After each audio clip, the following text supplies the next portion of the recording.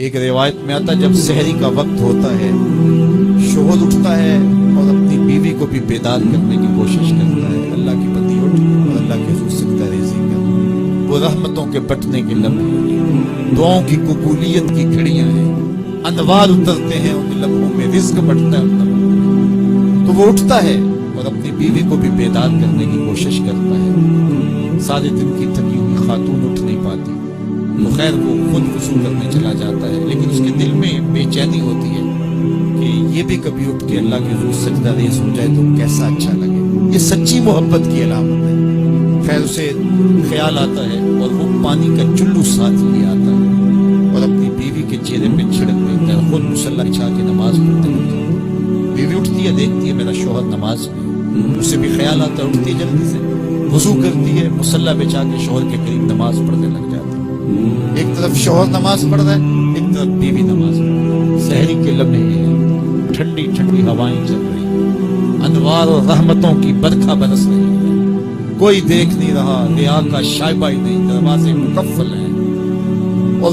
کبھی سجدے میں بیوی ہے، کبھی سجدے میں شوہر ہے، کبھی وہ قیام میں ہے اور یہ رکوع میں ہے، کبھی یہ رکوع میں ہے وہ قاعدے میں ہے۔ دونوں سحری کے وقت اللہ کے حضور سجدہ ریز ہیں میاں بیوی۔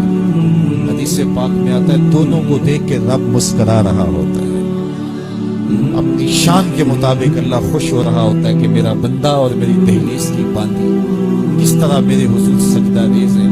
اور اگر ان کو پتہ چل جائے نا کہ سجدے میں کتنی رحمتیں اتر رہی ہیں، وہ سجدے سے ساری نہ اٹھائے۔ 5 گانا نماز کا شعار بنا لو زندگی میں، کبھی قضا نہ ہونے پائے، اور اگر اللہ نصیب کرے تو سحری کے سجدے بھی زندگی میں شامل کر لو۔ دیکھنا زندگی کس طرح ٹینشن فری ہوتی ہے۔ آج ہر بندہ کہتا ہے مشکلیں، اور میاں جس وقت مشکلیں ٹلتی ہیں، جس وقت مصیبتیں زائل ہوتی ہیں، وہ لمحے تو سو کے گزارنا ہوتا ہے۔ صبح اٹھ کے نمازی بھی ٹکریں مار کے جلدی جلدی صبح کا وقت گزارنے کی کوشش کرتے ہیں، میرے جیسے نکمے لوگ، لیکن صاحب نہیں، وہ وقت تھوڑا سا دیجیے، اس وقت میں بیٹھیے اور اللہ کی حضور سجدہ ریزیوں کا مزاج بنائیے۔ نماز میں جو سرور ہے، نماز میں جو لطف ہے اور بندگی کا جو مزہ ہے وہ کہیں اور نہیں ہے۔ حضرت سیدنا غوث اعظم رضی اللہ تعالیٰ عنہ فرماتے ہیں کہ ولایت میں جو سب سے بڑا مرتبہ ہے جو ولی کو نصیب ہو جاتا ہے، وہ مقام بندگی نصیب ہوتا ہے، وہ عبودیت کا مقام ہے جو بندے کو نصیب ہوتا ہے۔